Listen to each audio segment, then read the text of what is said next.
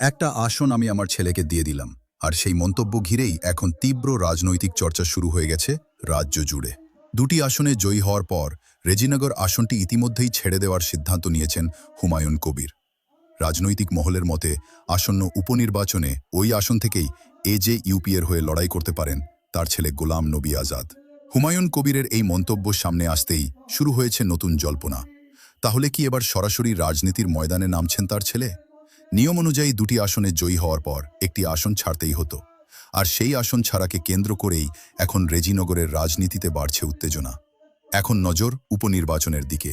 রেজিনগরের ভোটযুদ্ধ কোন দিকে যায় সেটাই দেখার।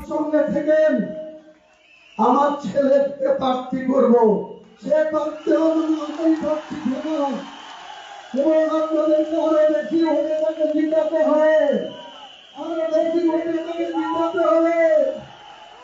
আমার হাত শক্তিশালী করতে গিয়ে আপনাকে আমার ছেলে গোলাম নবী আজাদকে ভোট দিতে হবে। আগামী 15 তারিখের মধ্যেই আমি 15 তারিখে শুক্রবার জুম্মার নামাজ পড়ে রেজিনগর বিধানসভা থেকে আমি পদত্যাগ করব। এখন থেকে 4 মাসের মধ্যে 6 মাস কমিশন আছে, কিন্তু ইলেকশন কমিশনের সঙ্গে কথা বলে যা বুঝছি 4 মাসের মধ্যেই উপনির্বাচন হয়ে যাবে। শুধু এটাই হবে না, আর একটাও হবে। শুভেন্দু দুটো জায়গায় জিতেছে, সে হয়তো ভবানীপুর রাখবে, নন্দীগ্রাম ছাড়বে। কাজে নন্দীগ্রাম আর রেজিনগর দুটোই উপনির্বাচন হবে 4 মাসের মধ্যে। আমার ছেলে রবিনকে আপনারা সবাই দোয়া করবেন, আশীর্বাদ করবেন, পাশে থেকে একে ভোট দেওয়া মানে আমাকে ভোট দেওয়া।